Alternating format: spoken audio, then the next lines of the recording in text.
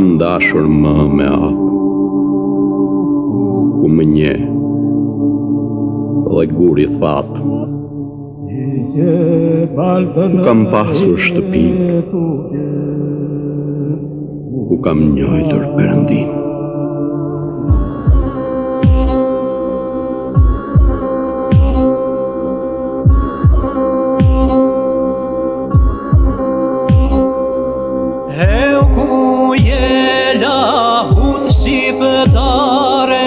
Me vargë malet moshatare, zanje në porte e paskeruvet, që shpreje gjeto bashe muji. Shikues nderuar televizor shqiptar të Amerikës, ju përshëndes, jemi në emisionin Historia Shqiptare. Të ftuarit në këtë emision janë të veçantë, pasi secili ka historinë e vet, kanë dhënë kontributin dhe kanë hyrë në historinë shqiptare, disa hyjnë për aktivitetet e tyre private, disa të tjerë edhe pse punojnë në institucionet shtetërore apo institucionet e tjera të pavarura, kanë edhe rezultate të shkëlqyera. Do të flasim për një personalitet të medias. Është regjisor, është producent, gazetar, është mik i mirë edhe i diasporës, edhe ky është Engjëll Ndocaj, i cili ka mbajtur disa detyra në radio televizorin shqiptar, ka qenë edhe ministri i kulturës i Republikës së Shqipërisë. Për të gjitha këto, edhe për shumë pyetje të tjera, ai do t'i sjellë vetë. Jam shumë i privilegjuar që u kam në emision, kur nuk e mendoja vetë se do të kisha një personalitet si puna juaj me detyra të tilla në televizorin shqiptar, edhe unë do të isha intervistuesi e juaj. E para mirë se ka ardhur, edhe pritëm me shumë kënaqësi ftesën tuaj. Jam dhënë i nderuar që vi për herë të parë në këtë studio dhe jam para publikut tuaj të nderuar që keni këtu në Michigan e përtejti. Unë të falenderoj shumë, unë kam për qëllim që të sjell për shikuesit vlerat tuaja të spikatura që keni dhënë duke qenë si punonjës i radio televizorit shqiptar, me këto detyrat që ke pasur vazhdimisht, është mirë një prezantim se cili është Engjëll Ndocaj, pasi jo të gjithë ju njohin e veçanërisht në diasporën e largët që jetojmë neve. Engjëll Ndocaj dhe radio televizioni apo Engjëll Ndocaj që voglush? Që voglush, bile edhe rrejnët e familjes nëse do të kenë diçka për t'i sjellë, mund t'i sjellë. Rrjedh nga një familje shkodrane, qytetare shkodrane, me shpinë një nga të rrugicat në qendër të Shkodrës, siç quhet te Truma, te Dugajt e Reja, por vetë kam qenë në Tiranë. Babai im dhe gjyshi im kanë qenë mësues. Gjyshi është mësues në Gjakov, ku ka lindur babai im. Kumbara babait tim Gjakov, me datën ka lindur me 2 tetor 1914, është Bajram Surri. Kumbara i babait tim. Këtë e them me mburje kudo. Është gjë mirë. Dhe në 2018, gjyshi im, po mësues i gjuhës shqipe në shkollën e Shkupit, është mësuesi në Terezës. Gjyshi im, unë mbaj emrin e gjyshit. Ndaj e filloj me gjyshin gjithmonë, jo për arsye të kohës, të moshës, por që unë mbaj emrin e tij dhe. Po si u ndodh gjyshi në ato vite në Kosovë? Këtë nuk ta shpjegoj dot, por unë në shtëpi nga të dokumentat që kanë mbetur që nga gjyshi, domethënë që nga fletoret, radhorët, regjistrat në ato fletoret asaj kohe, në të cilat janë fletore me njëherë pas pavarësisë, në vitin e 2 të pavarësisë, gjyshi është ndodhur atje sepse Kosova s'kishte mësues. Dhe gjyshi im duke qenë katolik, siç duket ata, këtë katolikun e çuan në një qytet që ka më shumë katolik. Duhet, këtu s'ka paragjykim, po unë mendoj që kështu ka qenë koha.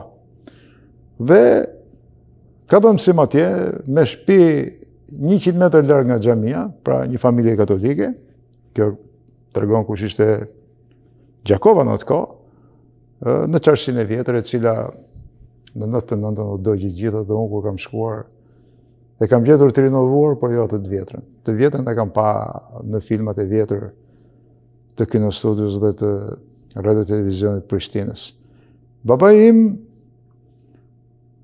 ka një jetë shumë të larmishme. Filip Ndocaj, pra lindi në Gjakov. u rrit në Shkodër, mbaroi gjimnazin e shtetit në Shkodër. Dhe në vitin e parë mas marrimit gjimnazit, i kam gjithë dokumentet e Ministrisë Arsimit babait, e çoi në Krum të Hasit mësues, 18 vjeç. Ku bëri 2 vjet në konviktin Malet Tona. Në këtë konvikt, ai ka pasur shumë zonës të cilët mitë e tyre më takojnë edhe sot mu, nga Kruma e Hasit, nga Kuksi. Dhe 2 vitet e tjera, mas Krumës Hasit, do më thënë 35 dhe 36, i ka bërë në Puk, ku ishte një nga 3 mësuesit që patën krye mësues Migjenin. Migjeni rinte në Puk, babai im u caktua në Dart të Pukës. Migjeni është njeriu që e nxiti të shkruaj poezi babain tim, po Migjeni është edhe nxitësi kryesor që i tha babait, janë gjitha të shënuara këto që them. I tha, pse nuk shkruan? Ne nuk na duhen shkrimtarë të mëdhej. Na duhen njerëz që t'i flasin popullit me atë gjuhë që populli merr vesh. Shprehjet e Migjenit të shkruara me dorën e tij. Unë i ruaj në shtëpi si kujtimet më të bukura. Dhe e dyta, mas ca kohësh i thotë, po mirë, ti me këto para që i fiton këtu dhe me duke ndihmuar babai mund të shkosh të bësh një universitet se Shqipëria ka nevojë për njerëz të ditur. Dhe babai shkon vitin e parë dhe vitin e dytë në Firenze në Universitetin e Letërsisë dhe Filozofisë në Firenze, të cilën unë prapë kam vizituar dhe është po ai që në Piazza San Marco, që i kam fotografitë e babait. Dhe 2 vitet e tjera i bën ditën. Shoku i ngushtë i babait tim është dhe miku i tij më i afërt në Itali është Gaspar Pali, poeti. I cili vdiq shumë shpejt si Migjeni, me të njëjtën diagnozë. Dhe babai ruajti që të dy këto, dhe kam akoma dorëshkrimet e babait me poezit dedikuar këtyre të dyve, por dhe poezit e Gaspar Palit dedikuar babait tim. Dhe babai u kthye në Shkodër në ponat gjimnaz që kishte dalë vetë nga autobanka. Nxënësit e tij kanë qenë nga më të ndryshmit në historinë e Shqipërisë. Duke filluar nga nxënës që ishin shkodran, kuptohet, edhe nxënës që vinin nga Kosova. Nuk kanë rësi emrat që janë shumë, por i matë në atë kohë i hyri letërsisë dhe është një nga letrarët e ri të viteve 30, bashkë me Petro Margun, me Vedat Kokonën, e të tjere të tjere. Dhe në vitet për një herë mas shtirimit, babai im është njeriu që ka stimuluar më shumë se kushdo tjetër poetët të rinj. Poetët voglush që ishin atë kohë, duke filluar me Fadil Krajën dhe Vebi Bali. Por babai im ka një merit tjetër të cilën unë nuk kuptoj, unë kam bërë dokumentar për babain dhe i kam thënë të gjitha, i kam thënë me dokumenta, me fakte, me çdo gjë tjetër dhe me intervista, me njerëz që i kanë njohur babain tim. Ka një merit që në dhjetorin e vitit 44 është urdhëruar nga komanda e divizionit që mbulonte Shkodrën të krijojë bërthamën teatrale të qytetit me nxënësit e gjimnazit.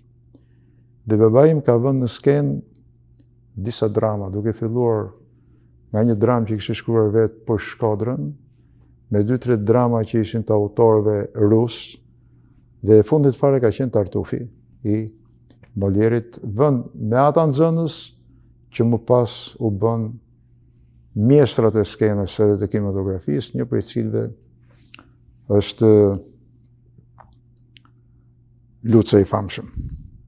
Trek Luca. Trek Luca. Pastaj Tinka Kurti, e të tjerë, e të tjerë. Babai im dërgohet jashtë Shkodrës për dënim, pas kryengritjes postribës 46-s. Sepse kur divizioni i mbrojtjes popullit që ishte akoma dhe jemi në shtatorin, tetorin e 46-s pas kryengritjes vazhdonte okelja liri popullit, siç ka qenë, ata që u kapën pas kryengritjes postribës ishin edhe 3 prej mësuesve të gjimnazit. Të shtrënguar nga torturat, duhet të nxirrnin emra.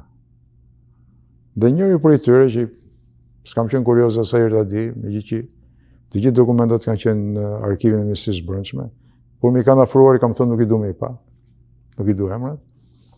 Një prej tyre, si duket nën atë që i quajnë atë kohë dajak, torturë, ka thënë që ka qenë edhe profesor Filip Ndocaj, i cili në qershorin e këtij viti i ka thënë maturantëve që kur t'ju thonë këta të rinisë të dini në aksion për pastrimin e qytetit të Shkodrës, jemi mas luftës, e pastrimi s'kishte mbaru, thoni që jemi me provime.